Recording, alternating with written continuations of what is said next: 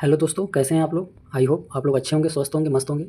चलिए, उत्तर प्रदेश शिक्षक पात्रता परीक्षा यूपी टेट 2026 से संबंधित ईवीएस पर्यावरण का टॉपिक के रिगार्डिंग प्रश्न है। और आपको इसमें प्रश्न में इस तरह से बताता हूँ जिससे कि आप प्रश्न को कैसे पढ़ना है और आपको उत्तर कैसे निकालना है। हम इस टॉपिक पे भी बात करते हैं हल करते समय, तो आप ध्यान से देखिए और अपने आपको जज भी करिए कि हमारा कितने सही हुए, कितने गलत हुए। और जरूर कमेंट में ज़रूर बताएं कि आपकी तैयारी कहाँ तक, कितने प्रश्न आपने सही किए, जरूर बताइएगा। चलिए, देर न करते हुए अपने प्रश्न की तरफ चलते हैं। तो जैसा कि हमारा 20वां प्रश्न है कि मिट्टी के घर जिनकी छतें कटीली झाड़ियों से बनी होती हैं कहाँ मिलते हैं। अब देखिए दोस्तों, अब यहाँ आपको प्रश्न से, अब देखिए ऑप्शन क्या है, राजस्थान, असम, कश्मीर, उड़ीसा। अब आपके सामने 4 ऑप्शन है, 4 ऑप्शन को लेके आपको उस प्रश्न पर विचार करना है। क्या है कि मिट्टी के घर और छतें कटीली झाड़ियाँ से बनी हो। तो अब देखिए, कटीली झाड़ियाँ की बात कर दिया, तो अब आपको मान लीजिए प्रश्न नहीं आ रहा है कि इसका क्या हो सकता है, तो थोड़ा आप ऑप्शन से लेके दिमाग लगाइए कि देखिए कटीली झाड़ियाँ बोला है, तो कटीली झाड़ी कहाँ पाया जाता है, किस जगह पाया जाता है ज़्यादातर। तो आप देखेंगे उड़ीसा जो है कि ये उड़ीसा में तो पाया नहीं जाएगा, क्योंकि उधर क्या है, आपका पठारी भाग है, मैदानी भाग है, तो हर आपके ज़्यादातर पेड़ पाए जाते हैं। कश्मीर क्या है, कश्मीर में तो बर्फीली एरिया है, पहाड़ी एरिया है, वहाँ पे कटीली झाड़ियाँ पाई जाती होंगी, लेकिन आपका ज़्यादा नहीं पाई जाती हैं, शंकुआकार वृक्ष पाए जाते हैं। ठीक, तो अब असम क्या है, असम तो वैसे ही क्या है, बारिश वाला, वहाँ बारिश आए दिन होता रहता है, तो वहाँ पे भी आपका क्या कटीली झाड़ियाँ नहीं पाई जाएंगी। तो बच गया क्या हमारा, राजस्थान। ठीक, तो अब राजस्थान के बारे में आप जानते होंगे कि राजस्थान का क्या है, शुष्क एरिया होता है। तो जहाँ भी शुष्क एरिया होता है वहाँ पे क्या होती हैं, पौधे कटीले होते हैं। क्यों? क्योंकि वहाँ पे जो वाष्पोत्सर्जन है कम हो, वृक्षों में पानी बना रहे, अपने आप को एडजस्ट करने के लिए वहाँ के वृक्ष कटीले होते हैं, ताकि जो वाष्पोत्सर्जन है उसकी क्रिया धीमी हो सके।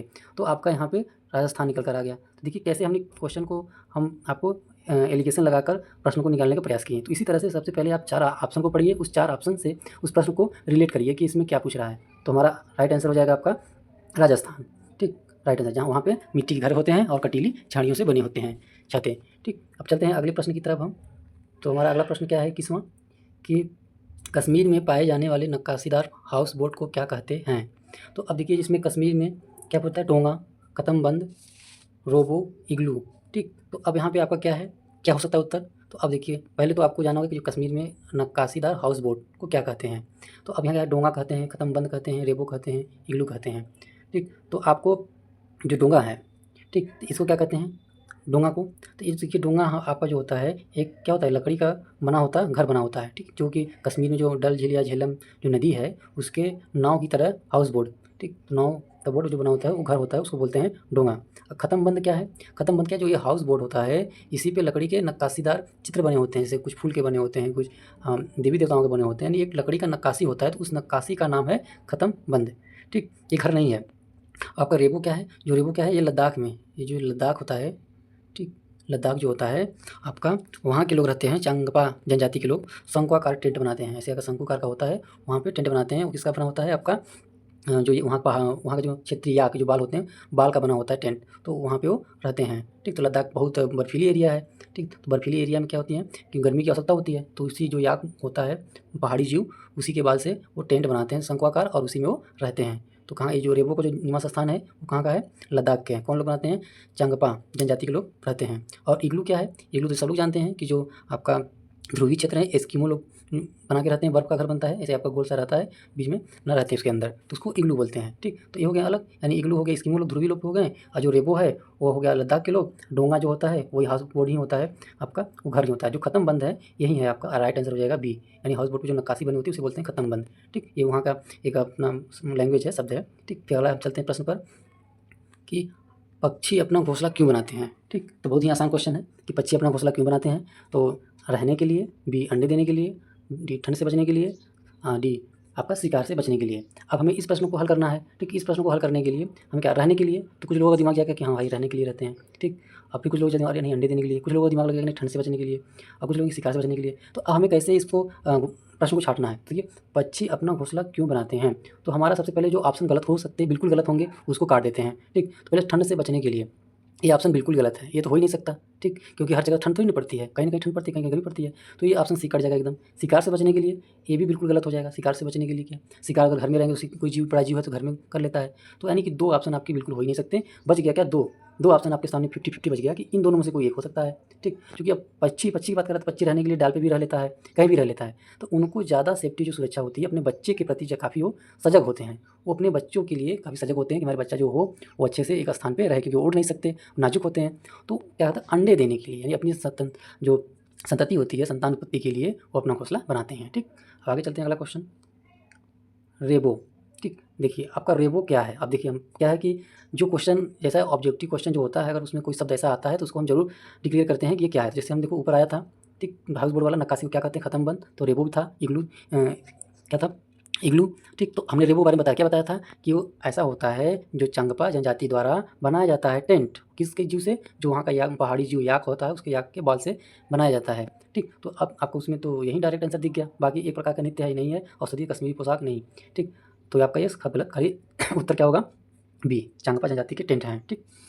अगले क्वेश्चन चलते हैं। हमारा अगला क्वेश्चन क्या है, ग्रामीण क्षेत्रों में गाय के गोबर से मिट्टी की दीवारों और फर्श को क्यों लीपा जाता है, ठीक। तो अब आप देख सकते हैं कि जो ग्रामीण क्षेत्र गाँव के लोग होते हैं अक्सर गाँव में गोबर से लिपा करते हैं, गोबरी करते रहते हैं, तो उसका क्या कारण है, तो इसमें भी बहुत ज़्यादा चीज़ है, नहीं पढ़ते हैं ऑप्शन। ये है उन्हें चिकना बनाने के लिए, घर से बढ़ाने के लिए, कीड़ों को दूर रखने के लिए, प्राकृतिक रंग देने के लिए। तो अब देखिए इसमें क्या है कि जो ग्रामीण क्षेत्रों में लिपा पोती होती है, गोबरों से लिपाई पोताई, तो उनका मेन मकसद आपका रहता है कीड़ों से बचना, ठीक। जो कीड़े होते हैं उनसे बचाव करना, लकड़ी हो गया, सामान हो गया, क्योंकि गाय के गोबर से में कुछ ऐसे रसायन पाए जाते हैं जिनसे दीमक उमक दूर रहते हैं, वहाँ पे वो लगते नहीं हैं, ठीक। तो आपका कीड़ों से दूर रखने के लिए कहते हैं ऑप्शन सी सही हो जाएगा।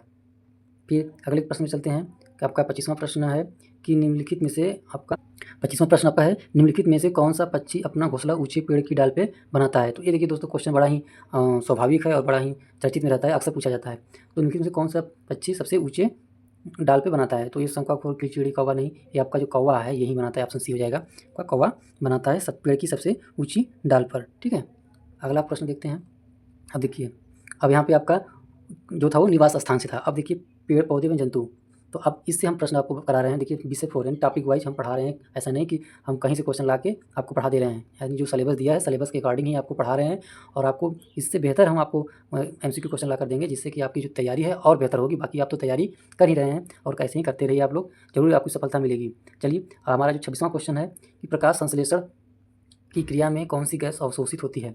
अब देखिए यहाँ पे ध्यान देने की बात है, अवशोषित होती है।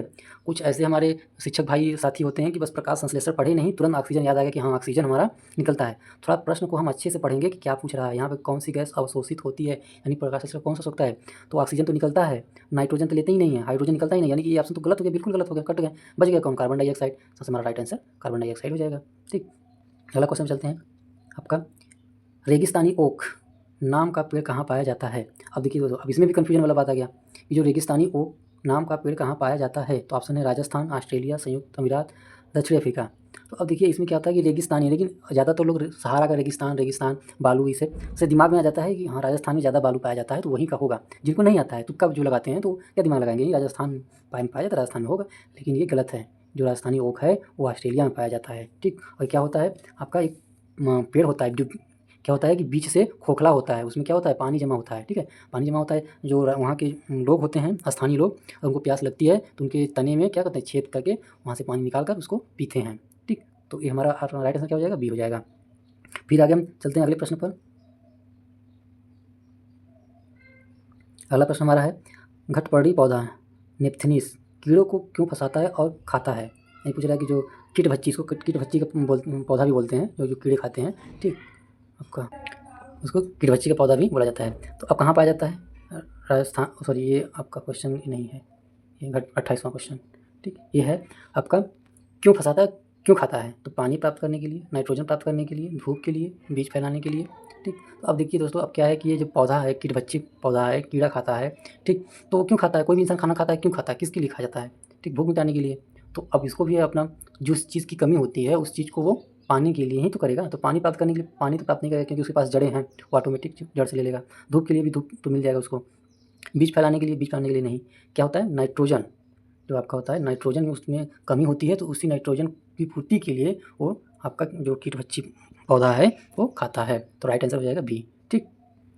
अगला क्वेश्चन हमारा है कि सजीवों में ऑक्सीजन की प्रक्रिया में कितनी ऊर्जा निकलती है, ठीक। यानी जो सजीव है, यानी कोई भी जीव है, ऑक्सीजन जब लेता है तो कितनी ऊर्जा विमुक्त होती है, यानी कि जब कोई भी जीव ऑक्सीजन लेता है तो उसके अंदर आपका ऊर्जा रिलीज होती है। कितना होती है? ये आपका 673 कैलोरी ऊर्जा बर्न करती है। ठीक है, तो चीज़ें फैक्ट चीज़ें हैं, इस पर तो कोई चर्चा करना ही नहीं, इसको आपको याद करना होगा कि 673 कैलोरी ऊर्जा निकलता है। ठीक, आपका अगला क्वेश्चन हमारा क्या है? अगला क्वेश्चन है फूलों की घाटी कहाँ स्थित है? ठीक, यानी फूलों की घाटी कहाँ स्थित है आपका? ऑप्शन है जम्मू कश्मीर, बी है हिमाचल प्रदेश, सी है उत्तराखंड, सी है सिक्किम। तो कहाँ पे है? तो अब चीज़ें देखिए क्या है आपका, कहाँ है आपका उत्तराखंड। ठीक, सी आपका आंसर सी क्या हो जाएगा? सी, यानी उत्तराखंड में फूलों की घाटी कही जाती है। अब हिमाचल प्रदेश को क्या कहा जाता है? हिमाचल जो प्रदेश है इन्हें फलों की टोकरी कहा जाता है या सेबों का राज्य कहा जाता है। ठीक, तो दो चीज़ें बन सकता है कि फलों की टोकरी या सेब का राज्य जो एप्पल होता है, एप्पल स्टेट किसे कहते हैं? तो हिमाचल प्रदेश को कहते हैं। ठीक, तो अब फिर आपका जो सिक्किम होता है इसका कोई नहीं, ये आपका जो जम्मू कश्मीर, इसको कहीं कहीं पूछ लिया जाता है कि ये क्या है? धरती का स्वर्ग भी इसे कहते हैं। ठीक है, आपका तो ऑप्शन कभी कभी बन सकता है कि धरती का स्वर्ग कौन है, किसे कहते हैं, तो आपका ऑप्शन विचार आ गया इसलिए जम्मू कश्मीर होगा, तो जम्मू कश्मीर आपका सही होगा। तो बाकी जो हमारा इस प्रश्न का राइट आंसर सी है, उत्तराखंड। ठीक, फिर चलते हैं अगले प्रश्न पर हम। अगला प्रश्न है मशरूम किसका उदाहरण है? ठीक, जो मशरूम है किसका उदाहरण है? ऑप्शन है कवक का, शैवाल का, पौधा का, पशु का। ठीक, तो अब जो मशरूम है सभी लोग देखे होंगे सफ़ेद होता है, जिसे लोग कुकुरमुत्ता भी बोलते हैं गाँव की भाषा में। तो कुकुरमुत्ता अलग चीज़ होती है और मशरूम अलग होती है, एक नहीं होते, बस दिखता वैसा है लेकिन होते दोनों अलग अलग हैं। ठीक है, तो आपका जो इसका क्या है, किसका उदाहरण है? कवक का, शैवाल का, पौधा का, पशु का। तो अब देखिए आप लोग मशरूम देखे होंगे, पशु तो होगा नहीं, अब इसका उत्तर काट दीजिए, कौन हो ही नहीं सकता। ठीक, ये आपका डी। कुछ कुछ ऐसी जगहों पे हमें जहाँ पे कन्फ्यूजन हो वहाँ पे तुरंत पहले ये देखा जाना चाहिए कि पहले उत्तर कौन हो ही नहीं सकता, उसको काट दो। बाकी हमसे हमारे पास कम से कम ऑप्शन रहेंगे तो हमें तुक्का लगाने में आसानी होगा कि ये होगा, ये होगा। तो पशु नहीं होगा, काट दीजिए। पौधा हो सकता है क्योंकि मशरूम एक छोटा पौधा की तरह होता है, तो ये भी हो सकता है। शैवाल भी नहीं हो सकता, क्यों? क्योंकि शैवाल, अब देखिए मशरूम क्या सफ़ेद होता है, देखे होंगे, तो जो शैवाल होते हैं अधिकतर शैवाल हरे होते हैं। ठीक है, तो एक मशरूम तो हरा होता नहीं है, तो यानी सवाल भी नहीं होगा। तो अब बचा को हमारा कवक बचा या तो पौधा बचा, तो पौधा नहीं होगा, एक कवक है। ठीक है, आपका जो ये मशरूम होता है किसका उदाहरण है? कवक का है। ठीक, कवक की कैटेगरी में आता है। फिर चलते हैं अगले प्रश्न पर हम। पौधों में जल का अधिग्रहण किसके द्वारा होता है? ठीक, तो जल किसके द्वारा अधिग्रहण होता है? ऑप्शन है जाइलम, बी है फ्लोएम, सी है कैम्बियम, आपका डी है पैलिसेड। ठीक, किसके द्वारा होता है? तो अब देखिए, अब ये सब चीज़ें आपको याद करनी है, और जब तक वीडियो देखेंगे नहीं तब तक इसमें ऐसी चीज़ का पढ़ेंगे नहीं तब तो कैसे पता चलेगा कि जल कैसे अधिग्रहण का मतलब क्या होता है कि जल का ऊपर चढ़ना। ठीक, यानी जड़ से पत्तियों की तरफ, उसका अधिग्रहण का मतलब ये हो गया। तो यानी कि जो पौधे होते हैं जड़ से पानी कैसे ऊपर तक ले आते हैं, तो किसके माध्यम से? तो आपका होता है वो जाइलम के द्वारा। ठीक है, तो इसका ट्रिक यही है कि ज से जल, ठीक, ज से जाइलम, जहाँ पे जल वहाँ पे जाइलम। ठीक, यानी जो पौधे होते हैं जड़ से जाइलम के द्वारा खींचते हैं पानी ऊपर। ठीक, अब विभिन्न भागों तक जाते हैं। अब फ्लोएम का काम क्या है? जहाँ पे अब इसी जगह प्रश्न बन सकता है कि पौधे भोजन कैसे पहुँचाते हैं। ठीक, भोजन कैसे पहुँचाते हैं? तो वो फ्लोएम के द्वारा पहुँचाते हैं। ठीक है, इस बात का ध्यान रखिएगा। कैम्बियम क्या है? कैम्बियम क्या आपका क्या है? पौधों का जो मोटाई होती है, जो तना होता है जिसमें चैली बोलते हैं, तो ये कैम्बियम एक प्रकार का उन लोगों का हार्मोन्स है जिसके माध्यम से पौधे मोटा होते हैं, बढ़ते हैं, लंबे होते हैं। पैलिसेड क्या है? पैलिसेड पत्तियों के नीचे पाए जाते हैं। ठीक, पत्तियों के नीचे कम पाए जाते हैं और इनका कार्य क्या होता है? प्रकाश संश्लेषण में सहायक होते हैं। ठीक, बाकी जो हमारा इस प्रश्न का राइट आंसर है क्या है? जाइलम। ठीक, अब आगे प्रश्न चलते हैं हम। 33वां क्वेश्चन क्या है? निम्नलिखित में से किसे प्राकृतिक का रडार माना जाता है? प्रकृति का रडार माना जाता है? दरियाई घोड़ा को, कबूतर को, गिद्ध को, चमगादड़ को। देखिए प्राकृतिक रडार, अब इस प्रश्न को हम अगर देखें अच्छे से तो रडार मतलब क्या होता है? रडार का मतलब कि जो ऐसी चीज़ें तरंग, रडार मतलब तरंग, यानी कि अब ऐसा कहा कि जिसको प्रकृति ने बनाया है और उसको बहुत चीज़ें मतलब एक रडार जैसे कि उसको देखने की ज़रूरत नहीं है, बस वो तरंग से महसूस किया और वापस लौटाया। तो दरियाई घोड़ा तो होगा नहीं क्योंकि समुद्र में पाया जाता है। कबूतर होगा नहीं, इन्हें क्या संदेश वाहक मान सकते हैं। ठीक, पहले के जो संदेश इनको लेके जाते थे। गिद्ध आपका ये इनकी नज़रें तेज़ होती हैं। ठीक, तो बच गया क्या हमारा? चमगादड़। चमगादड़ एक ऐसा जीव है जो कि अल्ट्रासोनिक वेव निकालता है और उसके माध्यम से वो आपका यात्रा करता है रात्रि में। ठीक, तो इसे प्रकृति का रडार माना जाता है। फिर आपका अगला क्वेश्चन है कि रेशम का कीड़ा अपनी मादा को उसकी गंध से कई किलोमीटर दूर से पहचान लेता है, वह है? तो देखिए अब इसमें तो आपके प्रश्न में ही दे दिया रेशम का कीड़ा अपनी मादा, तो अब क्या है? तो रेशम का कीट ही होगा। कभी कभी प्रश्न ही हमको उसका जवाब दे देते हैं, तो इस पर भी आप ध्यान रखिएगा। तो जो रेशम का कीड़ा है, बाकी मधुमक्खी सो आपके सब सामाजिक प्राणी हैं, चींटी भी है, तितली भी अपना अलग है। तो हमारा राइट आंसर जो हो जाएगा बी। ठीक, हमारा राइट आंसर रहेगा बी। ठीक, रेशम का कीड़ा आपका कीट। ठीक, फिर हमारा अगला प्रश्न क्या है कि रात में जागने वाले जानवर हर चीज़ किस रंग में देखते हैं? ठीक, तो ये आप कंसेप्ट बना लीजिए कि जो रात में जागते हैं, देखते हैं, उनको हमेशा ब्लैक एंड वाइट ही दिखेगा, जैसा कि हमारा एक्सरे का होता है। ठीक, तो ये आपका ब्लैक एंड वाइट यानी काला और सफ़ेद के रूप में ही देखते हैं, बाकी कोई आपका नहीं है। जहाँ तक केवल लग गया, केवल वाला तो एकदम कट जाएगा। हरा पीला देखी तो ही नहीं है, हरा रंग में केवल हरा कैसे दिखेगा? यानी काला, यानी कि आपका जो काला और सफ़ेद आपका दिखता है। ठीक, राइट आंसर सी। अगले क्वेश्चन में चलते हैं हम। हाथी एक दिन में लगभग कितने किलोग्राम झाड़ियाँ के पत्ते खा लेता है? तो इसका आपका राइट आंसर बी है, 100 ग्राम, 100 किग्रा, ठीक, खा लेता है। अगले प्रश्न चलते हैं। बिहार के गाँव में मधुमक्खी पालन करने का सबसे अच्छा समय कौन सा होता है? तो आपका कौन सा होगा? जुलाई से सितंबर, अक्टूबर से दिसंबर, जनवरी से मार्च, अप्रैल से जून। इसका राइट आंसर बी है, अक्टूबर से दिसंबर के बीच में होता है आपका।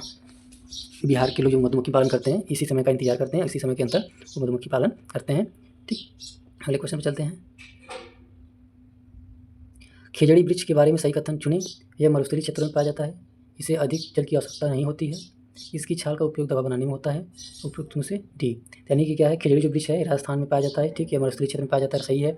इसकी अधिक जल की आवश्यकता नहीं होती क्योंकि मरुस्थल में पाया जाता है, तो वहाँ जो वैसे ही पानी कमी होती है, इस बात सही है। इसकी छाल से दवा बनाया जाता है, ठीक है, अच्छी बात है, दवा बनाया जाता है, ठीक, यानी डी जो ऑप्शन है का सही, एक में से अधिक हो जाएगा, ठीक, डी। अगला क्वेश्चन चलते हैं हम।